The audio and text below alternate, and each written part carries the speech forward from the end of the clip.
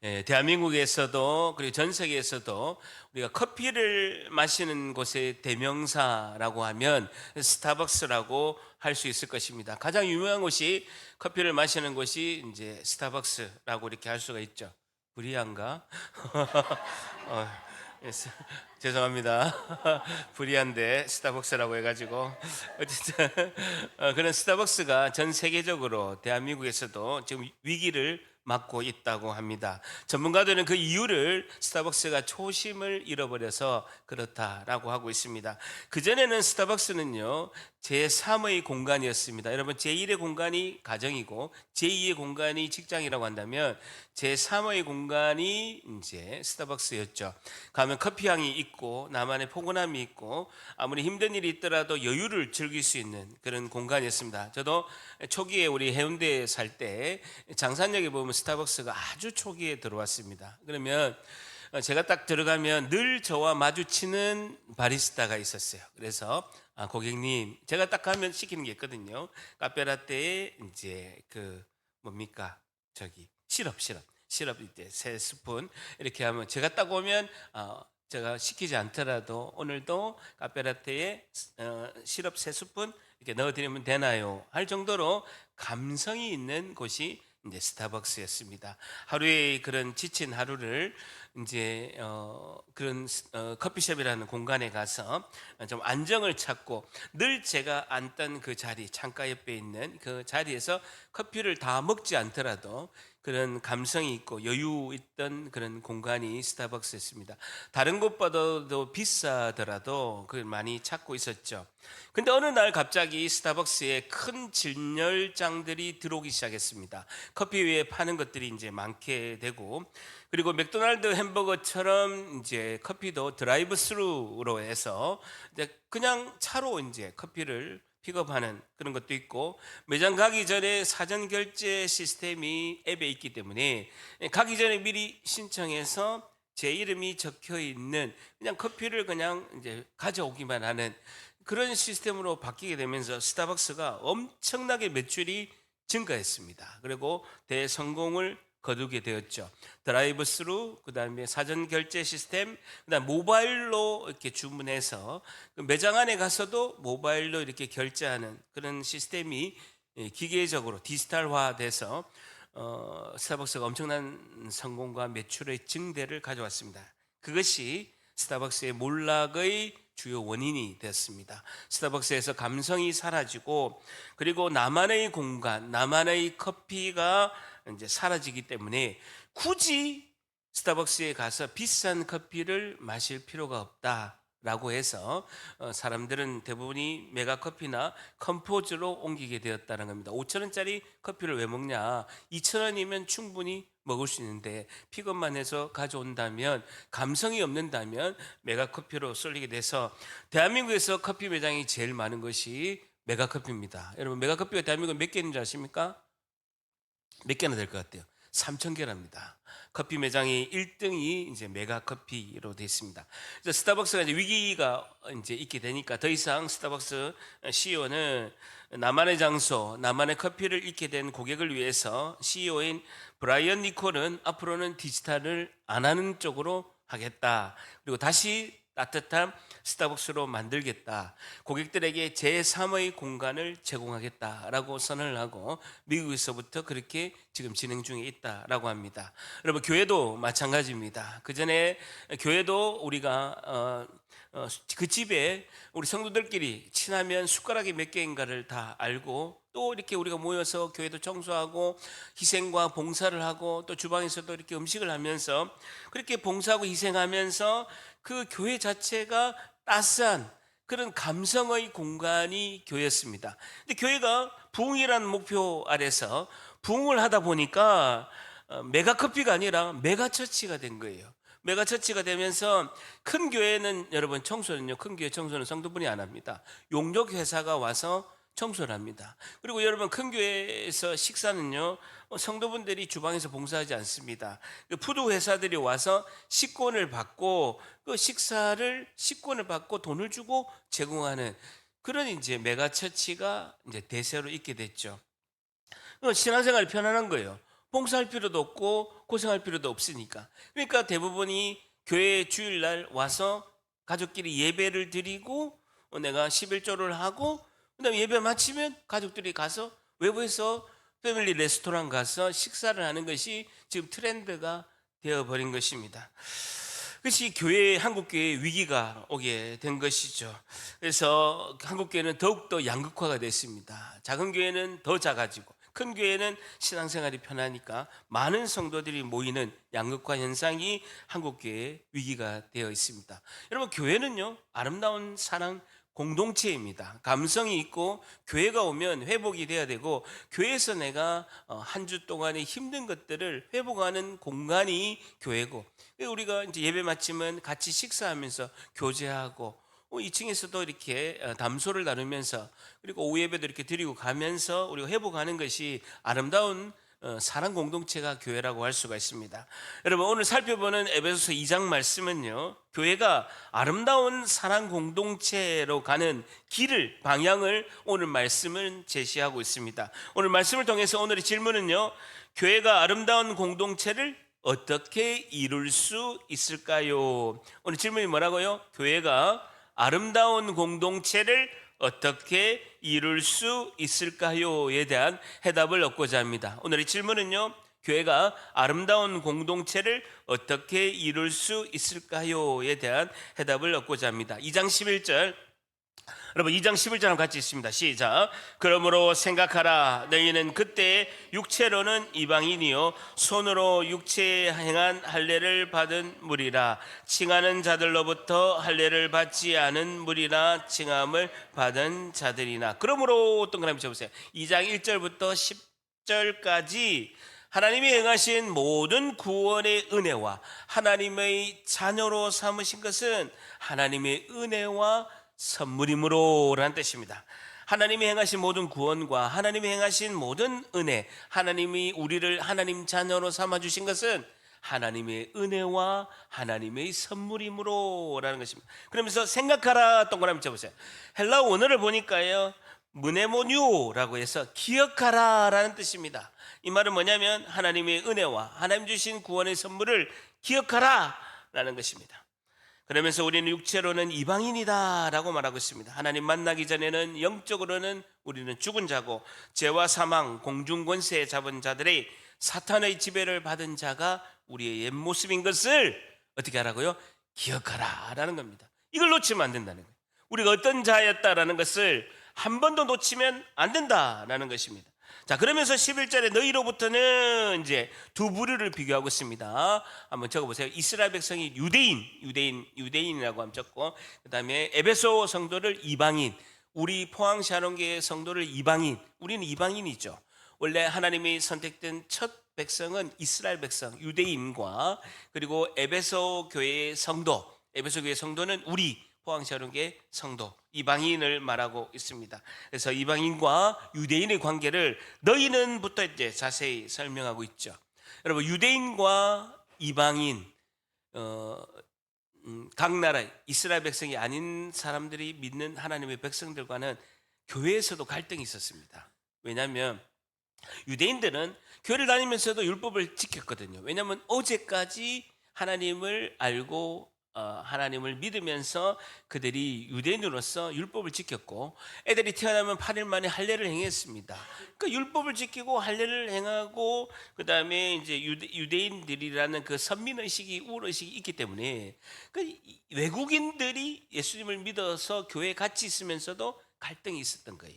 유대인과 이방인들의 갈등이 이렇게 있게 되었는데, 지금으로 치면 유대인은 누구를 말하겠습니까? 모태신앙, 태어날 때부터 엄마 뱃속에서 예수님을 믿어서 어릴 때부터 교회 다녔던 그런 분들이 이제 교회 안에서 유대인이라고 할 수가 있죠.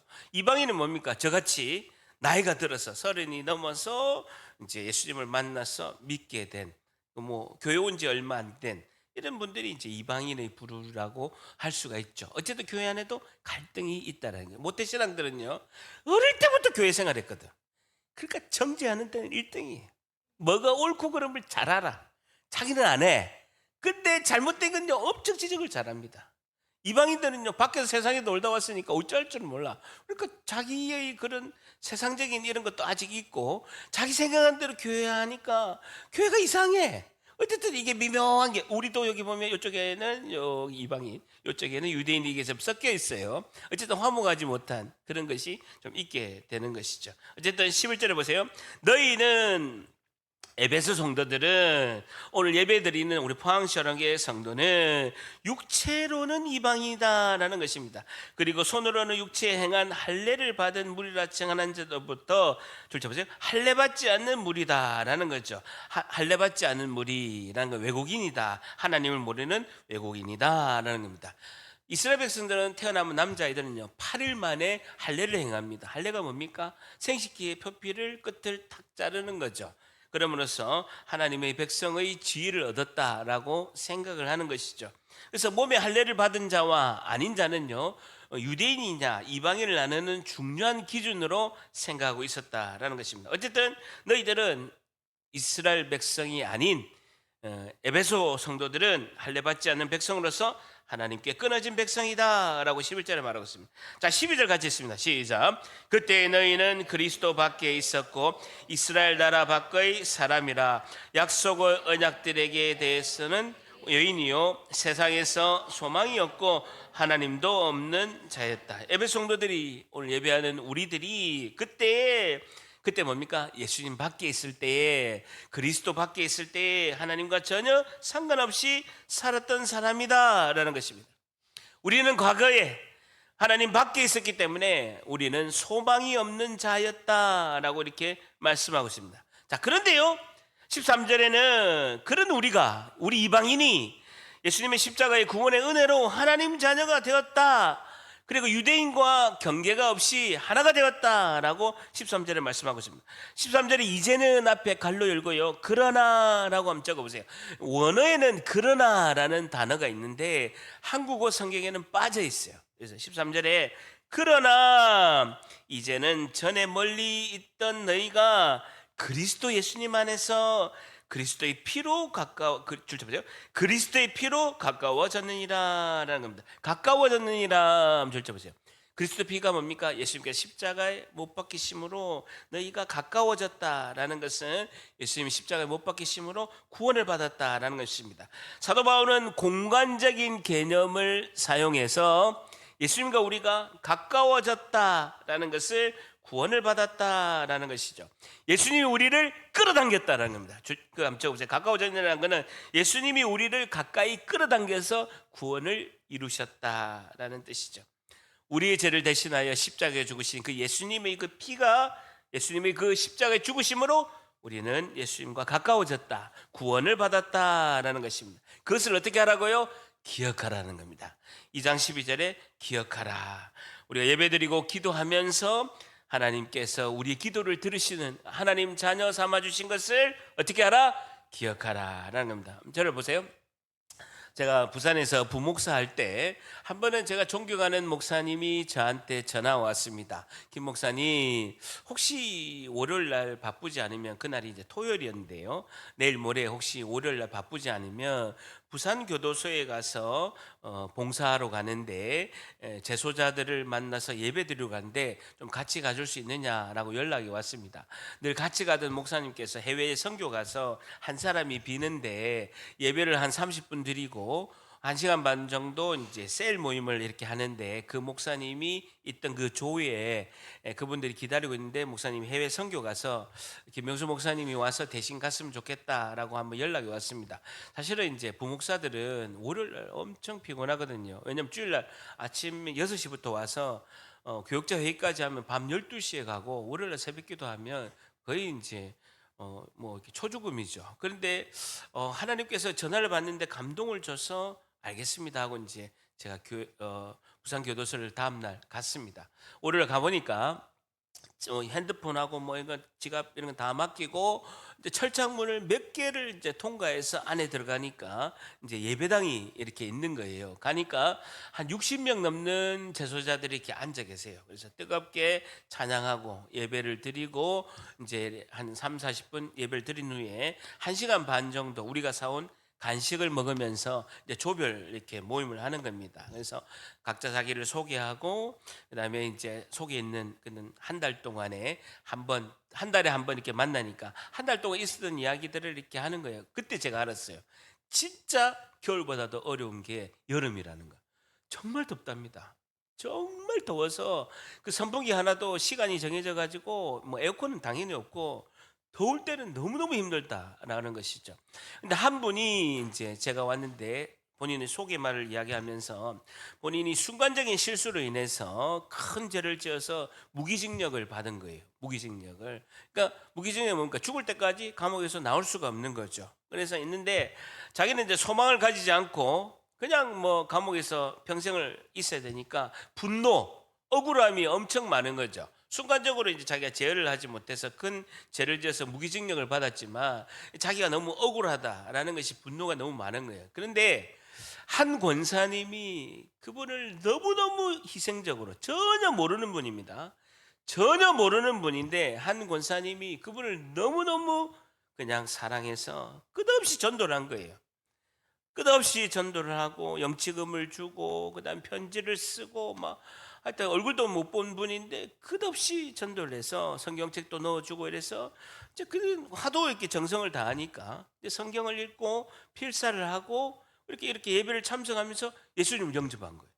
그 사랑을 엄청나게 예수님의 사랑을 경험하고 그때부터는 사모하는 마음이 너무나 많았다라고 하는 겁니다.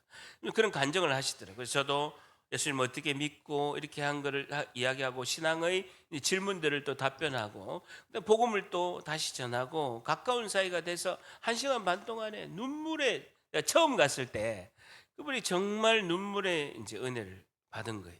그러면서 그분이 마지막으로 제 손을 꼭 잡으면서 목사님 다음 달에도 꼭 오세요. 꼭 오세요. 저는 한 번 가다 땡할래 했거든요. 한 번 가다 이제 도망가려고 38기에 도망가려고 했는데 목사님 꼭 오세요. 꼭 오세요. 눈물을 나는 거예요. 그러면서 이분이 목사님 제 마지막 소원이 뭔지 아십니까? 라고 이야기하는 거예요. 무슨 소원입니까? 자기는 무기징역이기 때문에 밖에 나갈 수 있는 확률이 없다라는 거예요. 근데 자기가 딱 소원이 있다. 죽기 전에 소원이 하나 있다. 죽기 전에 소원이 딱 하나 있다는 거예요. 그 소원이 뭡니까? 그러니까 자기는 정말 밖에 나가서 교회에서 한 번도 경험하지 못한 교회에서 일요일날 예배 한번 드려봤으면 저는 여한이 없습니다라는 거예요. 여러분 어떤 분은요 우리가 이렇게 오늘 예배 오기 전에 막 오기 싫어서 억지로 온 분도 있을 것이고 오늘 예배하는 이 자리에 왔을 때 마음이 좀 무거워서 온 분도 있을 것입니다.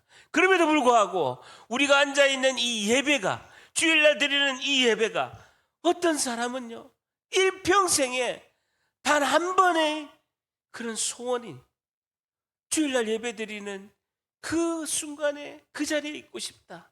어떤 한 번에는 일평생의 소원인 줄 믿습니다. 그분은 평생의 소원이 밖에 나가서 교회에서 예배 한번 드렸으면 좋겠다라고 한 것이죠. 제가 포항에 와서도요. 이분이 편지를 보내시는 거예요. 편지도 보내고 그다음에 이제 보면 부산시 강서구 강서우체국 4.3 부산교도소가 없으니까 4.3 50-1064 우리 주소를 모르니까 포항시 북구 이제 포항시 하롱기에 제 이름 적고 핸드폰 번호 적었는데 이렇게 오더라고요. 그러면서도 목사님과 함께 있었던 그런 함께 했던 그 자리에서 영적 성장의 길이 있었고 목사님이 심하시는 포항시 하롱기에 하나님이 함께 하시길 기도합니다 하고 막 편지도 보내시고 본인이 하나님 기적을 베푸셔서 나갈 수 있다면 교회에서 예배 한번 드리고 자기도 미천하지만 목회자가 됐으면 좋겠다라고 이제 저한테 여러 번 편지가 왔습니다. 여러분 어쨌든 우리가 이렇게 예배를 드리지만 저도 울고 그분도 울면서 그래서 제가 이제 2년 동안 한 번도 빠지지 않고 매달 한 번씩 가서 그분과 함께 2년 동안 이제 나누면서 예배를 드렸습니다. 우리가 예배의 그 소중함, 하나님의 은혜에 구원의 손길에 늘 감사함으로 나가는 우리 모두가 되시기를 주님의 이름으로 간절히 축복합니다. 자, 14절 보세요. 14절 같이 있습니다. 시작. 그는 우리의 화평이신지라 둘로 하나를 만드사 원수된 것 곧 중간에 막힌 담을 자기 육체로 하시고, 둘 동그라미, 둘은요 유대인과 이방인을 말하고 있고요. 그리고 중간에 막힌 담 한 줄 쳐보세요. 중간에 막힌 담. 중간에 막힌 담은 뭐냐면요, 그 성전에 가보면요 이방인이 있는 이방인의 뜰이 있고 유대인들만 들어가는 성전 공간이 있습니다. 그러니까 이방인들은요 절대로 성전 안에 못 들어갑니다. 그리고 이방인의 뜰이라는 곳만 가고, 그리고 유대인들이 가는 그 성전의 공간에 그 큰 담이 있어요. 그 담에 뭐라고 하면요, 이방인들은 절대로 이 공간 안에 들어올 수 없다. 그 다음에 그렇게 적혀 있어요. 들어오면 즉시 사형이다 라고 이렇게 있게 된 거예요. 예수님께서 십자가에 못 박혀 죽으심으로 이 높은 담을, 이방인의 뜰의 그 높은 담을 허셨다라는 겁니다. 여러분, 두 가지, 예수님께서 십자가에 못 박히신 건요 두 가지 목적이 있습니다. 첫째, 우리 죄를 대신하여 십자가에 죽으신, 그걸 제사에서는요 속죄 제물이라고 하고 있습니다. 예수님께서 우리의 죄를 대신하여 십자가에 죽으셨다, 죄를 위하여 죽으셨다는 것은 속죄 제물이죠. 그럼 죄 문제가 해결이 됐습니다. 근데 하나님과 남은 게 있어요. 화목은 또다시 다른 문제라는 거예요. 예수님께서는요 화목 제물이 되셔서 십자가에 죽으셨습니다. 그러니까 예수님은요 속죄 제물과 화목 제물이 되셔서 십자가에 죽으셨다는 거죠. 그렇다면 화평 동그라미 쳐보세요. 화평이신지라, 헬라의 유명한 단어 에이레네라는 단어인데요, 히브리어로 샬롬이라는 단어고 행복과 평안을 말하고 있습니다. 이 화평이라는 단어는요 행복, 평안이라는 뜻이죠. 그래서 담이 무너졌는데요 두 가지 담이 무너진 거예요. 첫째 담은요 인간과 하나님 사이에 담이 무너진 거예요. 인간과 하나님 사이에 평안이 이루어지고 화평이 이루어졌다라는 것입니다. 로마서 메모하십시오. 로마서 5장 10절에 보게 되면 하나님과 우리가 원수되었을 때 그의 아들의 죽으심으로 말미암아 우리가 하나님과 화목하게 되었다라고 로마서 5장 10절에는 말씀하고 있습니다. 우리가 원수되었는데 예수님께서 우리를 대신하여 십자가에 죽으심으로 하나님과 우리가 원수관계가 끊어지고 화목하게 되었다라고 로마서 5장 10절을 말씀하고 있죠. 두 번째는요 유대인과 이방인의 화평입니다. 유대인과 이방인은요 큰 벽이 있죠. 성전에 들어오지 말라는 이방인의 뜰에 높은 담도 있고, 이방인에게는 주어지지 않는 율법, 할례, 그리고 이제 여러 가지 이제 제약들이 있었는데 그게 다 허물어져서 유대인과 이방인은 하나가 되었다라고 이렇게 말씀하고 있습니다. 자, 15절 같이 읽을까요? 15절 같이 있습니다. 시작. 법조문으로 된 계명의 율법을 폐하셨으니 이는 이 둘로 자기 안에서 한 세 사람을 지어 화평하게 하시고, 이 둘로 동그라미 없어요. 이 둘은요 유대인과 이방인을 말하고 있습니다. 유대인과 이방인을 나누는 경계가 있었다는 거예요. 그것은 각종 율법의 규례, 율법의 조문, 이 가득한 율법을 폐하셨다라는 것이죠. 폐하셨으니 동그라미 좀 보세요. 이것은 무력하게 예수님이 만드셨다. 이걸로 더 이상 숨통을 쪼아매지 못하게 하셨다. 무력하게 만드셨다라는 것입니다. 자, 그러면서 16절에는 예수님의 그 십자가의 죽음이 이방인과 유대인을 한 몸이 되게 하였다는 거예요. 우리 교회 안에서 성도들이 한 몸이 되게 되었다 이렇게 말씀하고 있습니다. 16절에 또 십자가로 이 둘을, 유대인과 이방인을 한 몸으로 동그라미 쳐보세요. 한 몸으로 하나님과 화목하게 하려 하심이라. 원수된 것을 십자가로 소멸하시고 졸지시면 없애시고 라는 뜻입니다. 원수된 것을 십자가로 없애시고 라는 거죠. 15절에 보세요. 자기 안에서 한 세 사람을 지어 화평하게 하시고, 16절에 또 십자가로 이들을 한 몸으로 하나님과 화목하게 하려 하심이다 라는 것이죠. 자, 그렇다면요 어쨌든 교회 안에서 하나님께서 유대인, 오래된 신앙생활한 모태신앙이나 이제 막 전도돼서 교회에 온 그런 이방인이나 부유하든지 궁핍하든지 다 하나가 돼서 하나님이 예수님의 그 십자가의 사건으로 화목하게 화평하게 하셨다라는 것이죠. 한번 들어보세요. 어쨌든 하나님께서는요, 예수님의 그 십자가의 사건이 교회 안에 있는 모든 성도들이, 교회 안에서 유대인도 있고 이방인도 있고 믿음이 오래된 분도 있고 이제 믿어서 막 전도돼 가지고 온 분이 있고 아직은 예수님 믿지 않지만 교회에 그냥 온 분도 있고 다양한 부류가 있는데, 어쨌든 하나님께서는 예수님의 그 십자가의 사건으로 교회가 한 마음 한 뜻으로 하나 되게 하셨다, 한 몸이 되게 하셨다라고 말씀하고 있습니다. 그럼 교회 공동체 안에서 한 몸이 되고 화평하게 되고 평안하게 되고 하나게 되게 하려면 어떻게 해야 될까요?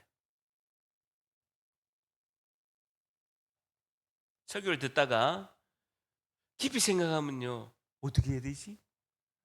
알긴 아는데, 맞아 맞아, 하나가 돼야 되지. 교회는 화평이 중요해.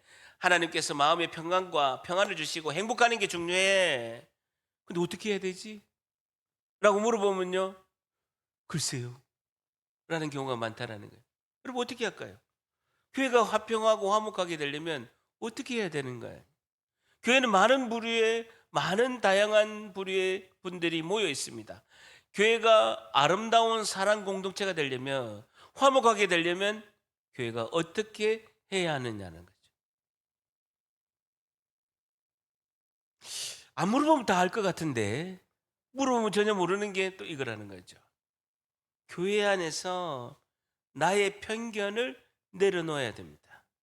굉장히 중요한데요, 교회 안에서 나의 편견을 내려놔야 된다는. 여러분, 가정에서도 화평이 있고 평안하려면, 교회 안에서도 화평이 있고 평안하려면 나의 편견을 내려놓는 것이 제일 우선입니다.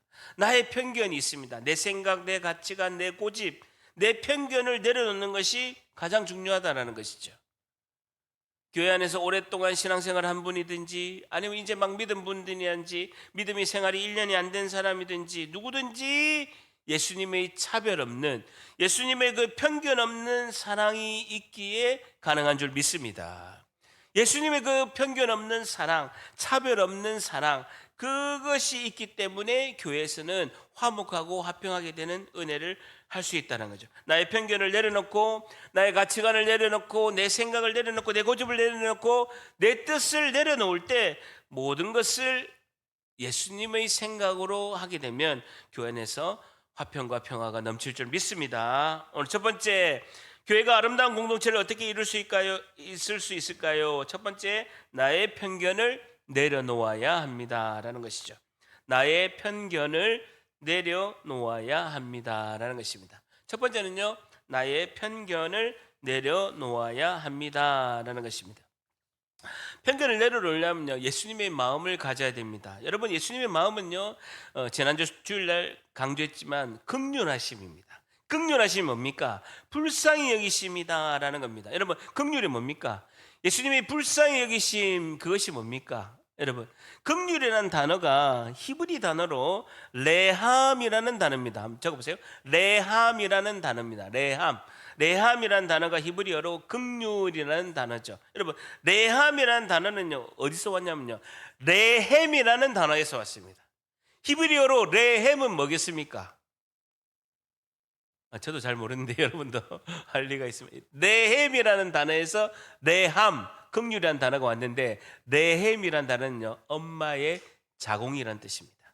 엄마의 자궁. 엄마의 자궁은 뭡니까? 아이가 눈이 크나 눈이 작으나, 아이가 딸이나 아들이나, 아이가 키가 크나 아이가 키가 작으나, 아기가 이쁘나 못생기나 상관없이 한량없는 자비하심으로 그 자궁은 아기를 품는 것, 이게 레헴이라는 거예요. 자궁이라는 뜻의 레헴, 그 긍휼이 뭐라고요? 레함이라는 뜻이라는 겁니다. 여러분, 예수님의 긍휼하심이 엄마의 자궁과 똑같다라는 것입니다. 여러분, 눈이 크나 눈이 작으나, 아들이나 딸이나, 그리고 키가 크나 작으나, 아기가 예쁘나 안 예쁘나, 그냥 엄마의 자궁은 아기를 품는다라는 거죠. 그게 레헴이라는 뜻이죠. 레함, 긍휼하심이라는 뜻이라는 겁니다. 우리는 나의 편견을 내려놓고 예수님의 긍휼하심의 마음으로 교회 식구를 대해야 될 줄 믿습니다. 그러면 어떤 상황이 있을 때 우리 또 어떻게 해야 되냐는 거예요. 알았어. 예수님의 마음으로, 예수님의 긍휼하심으로, 엄마가 아기를 자궁으로 품는 마음으로 우리가 교회에서 생각하고 그렇게 하면 우리가 화평하게 되는 거다라는 걸 이제 알게 된 거예요. 자, 어떤 일이 딱 닥쳤어. 그럼 그게 작동하려면 우리가 어떤 마음을 가져야 되느냐라는 것이죠. 여러분, 제 설교는요, 이론을 이야기하고 실제로 들어가서 한 단계, 두 단계 그 20곡에 넘어가듯이 하는 것이 제 설교의 특징입니다. 자, 보세요. 그럼 어떻게 해야 되냐면 어떤 상황이 딱 됐어. 어떤 상황이 딱 펼쳤어. 그러면 엄마가 자궁으로 아기를 품는 마음으로 그걸 해결해야 되는 거예요. 그럼 어떻게 해야 되는 거예요? 어떤 일이 딱 터졌어. 내가 시험 들려고 해. 내가 그럼 어떻게 될지 몰라. 그럴 때는 우리가 어떤 생각을 해야 되냐는 거죠. 그럴 때는요, 예수님이라면 어떻게 하실까? 라고 질문해야 된다는 거예요. 이 상황에서 예수님이라면 어떻게 하셨을까? 이 상황에서 예수님이라면 어떤 생각을 하시고 예수님이라면 어떤 이야기를 하셨을까라고 늘 질문하고 생각하고 결정을 해야 된다라는 겁니다. 여러분, 저는요, 제가 목회자니까 성도분들이 저에게 질문을 많이 합니다. 목사님 어떻게 해야 할까요? 그리고 막 와가지고 당황해서 목사님 이 상황에서 제가 어떻게 했으면 좋겠습니까? 라고 물어봅니다. 그럼 저는요, 너무너무 쉬워. 너무너무 쉬워. 저는 똑같아요. 예수님이시라면 집사님한테 어떻게 했을까요? 라고 질문합니다. 그럼 집사님 정답을 자기가 이야기해. 너무 신기하지 않습니까? 저한테 물어봅니다. 목사님, 제가 어떻게 했으면 좋겠습니까? 그러면 예수님이라면 집사님한테 뭐라고 이야기하실까요? 그럼 집사님이 또 정답을 또 이야기해. 맞아요. 저도 그게 답이래요. 라고 이야기한다는 거죠. 그럼 우리가 저 따라합니다. 예수님이라면 어떻게 하셨을까? 한 번 더 예수님이라면 어떻게 하셨을까? 이것을 우리가 편견을 내려놓는 유일한 방법인 줄 믿습니다. 한번 잘 보세요. 대한민국 초기 기독교사에서 아주 유명한 이야기가 있습니다. 너무너무 유명해요. 제가 신학대학원에서 대한민국 한국 교회사를 이렇게 배우는데 아주 이 이야기가 너무너무 잘 알려있고 성도분들도 많이 하는 이야기인데 유명한 이야기인데 강의 때 이걸 들을 때 너무 은혜를 받은 거예요. 여러분, 1900년도 초에 미국, 호주, 영국에 있는 많은 선교사님들이 조선의 땅에 와서 1900년도 초에 이제 전도로 선교를 이렇게 하게 된 것이죠. 그래서 전라도 쪽에도 이렇게 선교를 하다가 1908년도에 선교사님이 전라북도 김제군 금산리에 이제 복음을 이렇게 전한 겁니다. 근데 선교사님이 전한 그 전라북도 김제군 금산리에 어떤 한 부자가 있었는데 조덕삼이라는 분이 선교사님이 전도한 복음을 듣고 믿은 거예요. 근데 이분은 부자야. 그래서 우리 집에 있는 사랑채를 교회로 내어줘야 되겠다라고 이렇게 한 거죠. 그래서 그분이 사랑채가 27평이야. 사랑채는 뭡니까? 손님이 왔을 때 그냥 지내는 방이 사랑채잖아요. 집이 얼마나 컸으면요? 사랑채가 27평이에요. 27평을 금산교회로 하나님께 바친 거예요. 조덕삼이라는 분이. 그래서 선교사님이 금산교회에서 복음을 전한 거예요. 그래서 조덕삼이라는 분이 믿고 그 조덕삼 그 주인의 그 하인이 있었어요. 이자익이라는 하인이 계셨어요. 그분은 마부고 조덕삼의 하인이었습니다. 두 분이 같이 예수님을 믿고 같이 세례를 선교사님한테 받은 거예요. 두 분이 또 같이 집사가 또 된 거예요. 그래서 교회가 부흥을 한 거예요. 금산교회가 굉장히 부흥을 한 겁니다. 부흥을 하니까 장로님을 이제 뽑아야 되잖아요. 장로님 뽑아야 되니까 전 교인이 선교사님이 이제 취지를 설명하고 장로를 뽑기 위해서 투표를 이렇게 하게 된 거죠. 투표를 하게 돼서 이제 후보가 2명이 올라왔는데 이 교회를 제공하고 물질로 헌신하고 모든 것을 제공한 그런 이제 조덕삼이라는 분과 이 마부 그리고 하인이었던 이자익이라는 두 분이 이제 장로 투표를 하게 된 거죠. 근데요, 결과가요, 이변이 일어난 거예요. 조덕삼이 떨어지고 이자익이가 장로가 된 거예요. 여러분 같았으면 난리 났겠죠. 다 나가. 이거 내 집이야. 이거 내 집. 다 나가 다 나가. 이거 뭐야 이거. 여러분, 이자익은요 전라도 사람도 아니야. 전북 김제 사람이면 경상도 사람이에요. 경상도 사람이 하인이 장로가 된 거예요. 그 마을에서는요 1호 장로가 된 거예요. 야, 그러니까 선교사님 당황한 거예요. 사회를 보다가 말을 못한 거예요. 분위기가 싹한 거예요. 이렇게 분위기 좋지 않았어. 쏴한 거예요. 그러니까 이제 분위기를 어쨌든 간에 전환을 해야 되겠다 해서 장로에 떨어진 조덕삼 집사님이 앞에 나간 겁니다. 그가 이렇게 이야기했습니다. 우리 금산교회는요, 참으로 오늘 훌륭한 선택을 하였습니다. 그러면서 저희 집에서 일하는 이자익 집사는 저보다 신앙의 열정이 훨씬 더 대단한 사람입니다. 그래서 장로에 당선이 될 만큼 정말로 인격적으로 훌륭한 분입니다. 라고 참으로 감사합니다 하고 마무리를 잘한 거예요. 편견을 깬 것이죠. 어쨌든 그래서 아름다운 사랑의 공동체 모습을 이 조덕삼 집사가 이렇게 보여준 것이죠. 여러분, 그래서 나중에 조덕삼 집사는요, 다음에 투표 때 장로가 됐습니다. 그래서 자기가 먼저 된 그 이자익 장로를 신학교에 보낸 거예요.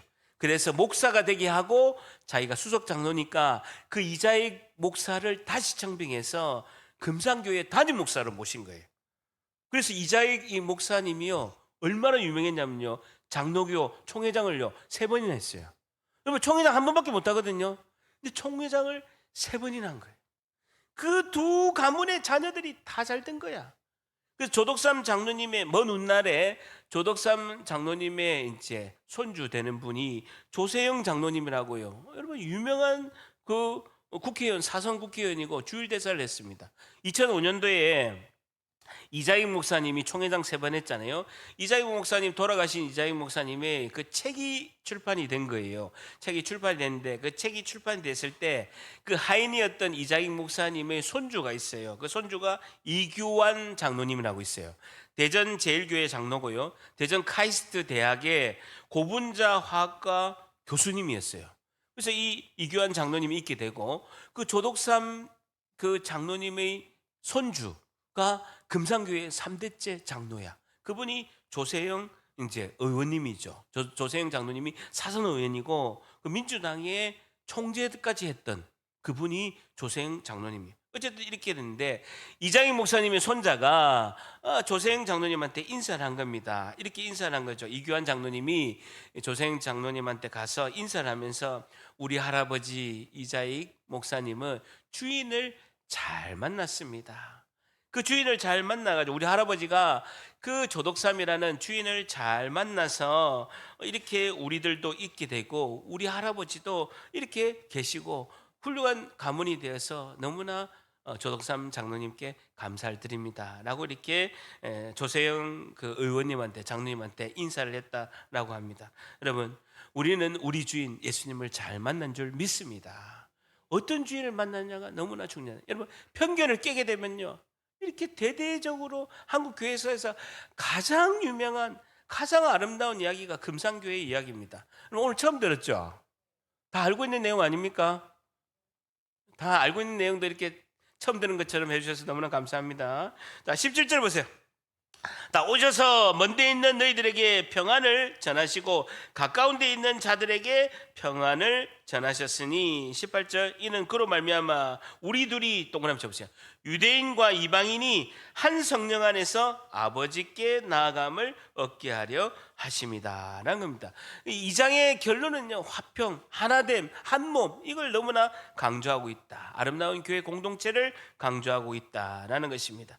그래서 일어나면서 위대한 기적은 우리 둘이 줄자 보세요. 한 성령 안에서 아버지께 나아감을 얻게 하려 하심이다. 성령님이 한 성령 안에서 둘이를, 유대인과 이방인을 하나가 되게 해서 하나님 아버지께 나아가게 하셨다라는 겁니다. 오늘 두 번째, 교회가 아름다운 공동체를 어떻게 이룰 수 있을까요? 두 번째, 성령 안에서 하나님께 함께 나아갑니다라는 것이죠. 두 번째 뭐라고요? 성령 안에서 하나님께 함께 나아갑니다. 교회가 아름다운 공동체가 되려면 성령 하나님 안에서, 성령 안에서 하나님께 함께 나아가는 것이 중요하다는 거예요. 여러분, 성령 안에서 하나님께 나아가는 것, 성령 안에서 하나님께 함께 나아가는 것은 어떻게 하는 겁니까? 이론을 이야기하고 실제를 한번 고민해 보세요. 성령 안에서 하나님 앞에 나아가는 것이 어떤 거지? 한번 생각해 보세요. 그건요, 우리 교회 안에서 함께 성령이 하시는 역사, 성령이 하시는 은혜를 같이 경험하는 거예요. 여러분, 기도하고, 우리가 기도 제목이 있으면 기도하고, 저녁에 모여서 어떤 특별한 일이 있다 그러면 일주일 동안 우리가 한번 저녁에 기도합시다. 이렇게 하나님께 응답받으면요, 성령 안에서 성령 하나님이 하시는 은혜, 역사를 같이 경험을 해요. 그러면서 함께 예배하고, 그전에는 우리가 세상을 따르는 자였는데 그렇지 않고 하나님 아버지만을 섬기고 하나님만 믿게 되는 그 은혜, 이것이 성령 안에서 하나님께 함께 나아가는 아름다운 공동체의 모습인 줄 믿습니다. 자, 그러면 19절 같이 있습니다. 시작. 그러므로 이제부터 너희는 외인도 아니요 나그네도 아니요 오직 성도들과 동일한 심은 하나님의 권속이라. 권속도 그럽니다. 하나님의 가족이다. 권속은요, 가족이다. 너희는 이제 외국인도 아니고 나그네도 아니고 오직 성도들과 동일한, 하나가 되는 이방인이나 유대인이나 함께 하는 시민이고 하나님의 가족이다는, 권속이다, 가족이다라는 것입니다. 그러면서 에베소서 2장의 결론이 20절입니다. 너희는 사도들과 선지자들의 터 위에 세우심을 입은 자라. 그리스도 예수께서 친히, 동그라미 쳐보세요, 모퉁이 돌이 되셨느냐. 모퉁이 돌. 제 전공.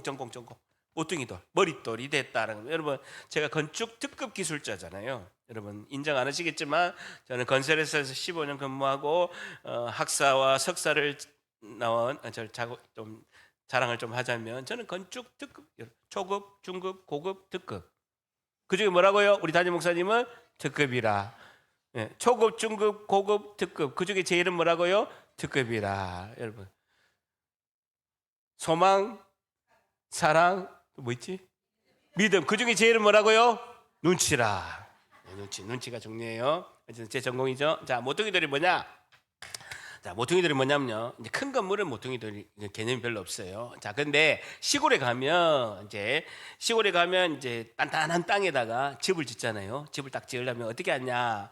집을 이제 땅을 이렇게 딱 다집니다. 이렇게 큰 뭐 롤라 같은 걸로 해가지고 무거운 걸로 딱 땅을 다지면 이 집에 이제 이 기초 되는데 기초석을 이렇게 딱딱 하나씩 넣어요. 기초석은 뭐냐? 그 기둥이 세우는, 우리가 보면요, 이 지붕, 2층 이게 바닥이 있잖아요. 그 중에서 이렇게 바닥이 있으면 위에서 막 우리 아이들이 둥둥 뛰잖아요. 그럼 중간에 이렇게 쭉 처지게 돼 있어요. 그래서 기둥을 어디 넣냐면 제일 중간에, 지금 우리가 기둥이 없지만 기둥이 대신에 보가 이렇게 있지만 중간에다 기둥을 세우는 거예요. 마찬가지로 집에 이렇게 촌의 집에 보면요, 지붕이 있고 제일 그 바닥이 하중을 받는 데에다가 기둥을 딱 이렇게 중간에 딱 입구에 딱 세웁니다. 그 입구에 있는 기둥이 제일 힘을 많이 받거든요. 그 밑에는요, 제일 큰 돌을 놔요. 제일 큰 돌을 놓고 그 옆에 잔잔한 돌을 쭉 놓습니다. 이게 산돌, 리빙스톤이라는 거죠. 그러니까 머릿돌, 모퉁이 돌은 가장 크고 가장 튼튼하고 가장 강한 돌을 놓게 된 거예요. 이게 기초에 우리가 예수 그리스도고, 우리는 그 잔잔한 돌을 쭉 기둥에, 작은 기둥이 들어가는 자리에 잔잔한 돌 위에 기둥이 있게 되거든요. 이것은 우리가 리빙스톤, 산돌이 된 게 성도다라는 거죠. 그러니까 그래서 밑에 있는, 기초에 있는 모퉁이 돌 하나 밑에 있는 거죠. 그걸 확 빼버리잖아요. 그러면 기둥이 확 무너지면서 집 전체가 무너지는 거예요. 그러니까 모퉁이 돌이 예수 그리스도, 머릿돌이 예수 그리스도고, 우리는 주변에 있는 돌로 되어서 한 건물로 연결되어 있다는. 여러분, 지금 우리가 지금 톡 튀어나온 거 있죠? 이게 기둥이거든요. 그리고 옆에 중간에 이렇게 톡 튀어나온 거 하나, 이렇게 2개, 뒤에 보면 3개 이렇게 돼. 이게 뭐냐면 보거든요. 보. 기둥, 보 이렇게 되고, 보와 연결된 또 새로 된 이게 보가 있죠. 이게 작은 보 이렇게 되고, 위에 이제 바닥이 이렇게 있게 되죠. 여러분, 대한민국의 목사가 이렇게 잘 설명하는 거 저밖에 없습니다. 제 전공. 대한민국이 이렇게 잘 설명할 수가 없어. 목사가 이렇게 잘 설명. 저는요, 이론과 시공을 겸비한 최고의 기술자입니다. 교만합니까? 요 정도까지. 여러분, 모퉁이 돌이 중요하다. 모퉁이 돌 하나만 딱 빼버리면요, 기둥이, 제일 힘받는 기둥이 쑥 빠지고 건물이 무너진다. 여러분, 교회에서는요, 예수 그리스도 한 분만 우리가 바라보고 나가야 될 줄 믿습니다. 담임 목사 아니라니까요. 담임 목사도 수종드는 옆에 찌끄레기 돌이에요. 교회에서 제일 중요한 건 교회 머리 대신 예수 그리스도인 줄 믿습니다. 예수님이 빠지면 교회는요, 아무런 힘이 없습니다. 제일 중요한 것은 예수 그리스도 한 분, 모퉁이 돌 대신 예수 그리스도 한 분만 바라봐야 될 줄 믿습니다. 자, 21절 보세요. 그 안에서 건물마다, 줄자 보세요. 건물마다 서로 연결되어라는 거는 이 건물 저 건물이 아니라 건물 안에 보면요, 건물의 한 건물의 여러 부분으로 연결되어 있다는 거죠. 기둥이 있고 기초가 있고 기둥이 있고 보가 있고 바닥이 있고 지붕이 있고 벽으로 우리가 다 연결되어 있어서, 줄자 보세요. 주 안에서 성전이 되어가고라는 것이죠. 그래서 그리고 22절에 너희도 성령 안에서 하나님이 거하실 처소가 되기 위하여 그리스도 예수 안에서 함께 지어져 가느니라 라는 겁니다. 예수님을 믿는 그 믿는 사람들이 모여서 하나님이 거할 처소, 그것이 이렇게 함께 모여서 교회가 형성이 된다라는 것이죠. 적어도 이 모임, 교회는 예수 그리스도 안에서 지어져야 되고, 그것이 예수님을 믿는 거룩한 모임이 교회인 줄 믿습니다. 이것은 예수님이 가장 기뻐하는 모습이죠. 그것이 성령 충만한 은혜가 넘치는 교회. 그곳에는요, 세상의 가치관이 없고 예수님만을 섬기는 교회가 아름다운 교회 공동체다라는 것입니다. 마지막 세 번째, 교회가 아름다운 공동체를 어떻게 이룰 수 있을까요? 마지막 세 번째, 하나가 되게 하신 예수님만 바라봅니다라는 것이죠. 하나가 되게 하신 예수님만 바라봅니다라는 것입니다. 하나가 되게 하신 예수님만 바라봅니다라는 것입니다. 예수님만 바라봅니다라는 것입니다. 마지막으로 간증 하나 하고 제가 이제 설교를 마치려고 합니다. 여러분, 모퉁이 돌 하니까 생각나는 것이 있습니다. 여러분, 북한에다가 이제 성경을 가장 많이 제공하고 북한 선교를 제일 활발하게 하는 선교 단체가 모퉁이 돌 선교예요. 모퉁이 돌 선교, 여러분 들어보신 분도 있겠지만 이 모퉁이 돌의 선교의 가장 중점은 뭐냐면요, 북한에다 성경을 제공하는. 북한에 어떤 성경? 그러니까 지하 교회에 성경을 제공하고 아주 이렇게 낮장으로 아주 이렇게 은밀히 성경을 제공하는 모퉁이 돌 선교회라고 있습니다. 그 대표가 미국의 시민권자인 이삭 목사님이 계십니다. 이삭 목사님께서 간증을 하고 방송국에 제가 근무할 때도 같이 이렇게 교제한 경험이 있고, 제가 선교했던 원천교회도 몇 번 간증을 하러 오셔서 제가 직접 들은 간증의 내용을 이렇게 듣게 되면요, 이삭 목사님이 미국 시민권자니까 평양에 예전에 이제 활발하게 들어갈 때 평양에 갔는데 예수님을 믿는 그러니까 예전에 평양 신학교부터 해서 1907년도에 원산부터 해서 이렇게 평양 대부흥의 역사가 있기 때문에 그때 복음을 어릴 때 들었던 분들이 지금 나이가 들어서 예수님을 믿는 분들이 꽤 많은 거예요. 그래서 이삭 목사님이 이렇게 딱 은밀하게 복음을 전하고 이렇게 상기책을 이렇게 제공하는 데서 예수님을 믿는 할아버지를 만난 거예요. 그러니까 본인이 딱 느낌으로 알잖아요. 그래서 그 할아버지한테 악수를 하면서 손에 이제 $100를 그분의 이제 손에 이렇게 쥐어드린 거죠. 여러분, 미국 돈 100불이면요, 북한에서는 엄청난 돈입니다. 왜냐하면 그 당시에 할아버지 월급이 북한 돈 20원이었거든요. 북한 돈 20원이었는데 100불을 환전하면 여러분 얼마를 받냐면요, 북한 돈으로 37만 원을 받습니다. 그분의 월급이 20원이었는데 100불을 주고 환전을 받는 돈이 37만 4천 원이에요. 37만 4천 원은요, 북한의 집 반 채 값입니다. 북한의 집이 50만 원에서 70만 원밖에 안 해요. 집 반 채 값을 주니까 그분이 딱 보더니 이게 다야 라고 한 거예요. 그러니까 이삭 목사님이 죄송합니다, 오늘 제가 준비한 게 100불밖에 없어서 죄송합니다 라고 이렇게 이야기를 한 거죠. 그러니까 이분이, 할아버지가 이렇게 이야기합니다. 나는 이 돈 필요 없어 라는 거예요. 그러면서 이제 이삭 목사님한테 100불을 주면서 나 이거 필요 없어, 내가 필요한 거는 예수님 이야기 좀 해줘, 예수님 십자가 이야기 좀 해줘, 예수님 이야기 좀 해달라라고 할아버지가 말씀하신 겁니다. 십자가 이야기, 성경 이야기, 예수님 이야기를 해달라는 거예요. 이거 필요 없다라는 거예요. 집 반 채 값이 난 필요 없다라는 거예요. 내가 필요한 거는 예수님 이야기 해달라는 거예요. 성경 이야기 좀 해달라는 거예요. 그 십자가 이야기 좀 나한테 좀 해달라라고 할아버지가 요청하신 거죠. 여러분, 우리가 늘 아는 이야기, 성경 이야기, 예수님 이야기, 십자가 이야기, 목사님 아주 설교에서 다 아는 이야기입니다. 근데요, 어떤 한 사람에게는요, 평생에 듣고 싶은, 평생의 생명과 같은 말씀인 줄 믿습니다. 어떤 한 사람은요, 우리가 그렇게 피곤해서 와서 억지로 드리는 그런 예배가 어떤 한 사람에게는 일평생 밖에 나가서 교회에서 예배하고 싶은 것이 소원이고, 이 같은 땅에 있는 북한에 있는 한 분은, 여러분 우리가 늘 듣고 너무나 잘 아는 예수님 이야기, 그 십자가 이야기, 성경 이야기가, 그분은 일평생 듣고 싶은, 생명을 내어놓고 생명을 다 걸어서라도 듣고 싶은 하나님의 말씀인 줄 믿습니다. 여러분 이거를 기억하라라는 겁니다. 2장 11절에 생각하라, 기억하라 라고 말씀하고 있는 것입니다. 우리 교회는 예수님의 핏값으로 세워진, 우리 교회의 머리 대신 예수님이 왕이시고 우리 제사장인 줄 믿습니다. 교회 머리신 예수님 한 분, 우리는 예수님의 몸인 줄 믿습니다. 고귀하고 존귀하신 예수님의 핏값으로 세워진 우리 교회, 그 교회를 예수님이 사랑으로 든든히 세워가고, 어머니의 자궁과 같은 레헴, 어머니의 자궁과 같은 차별 없이 편견 없이 우리 한 마음으로 끌어안아서 아름다운 사랑 공동체로 이번 한 주도 승리하는 우리 모두가 되시기를 예수님의 이름으로 간절히 축복합니다.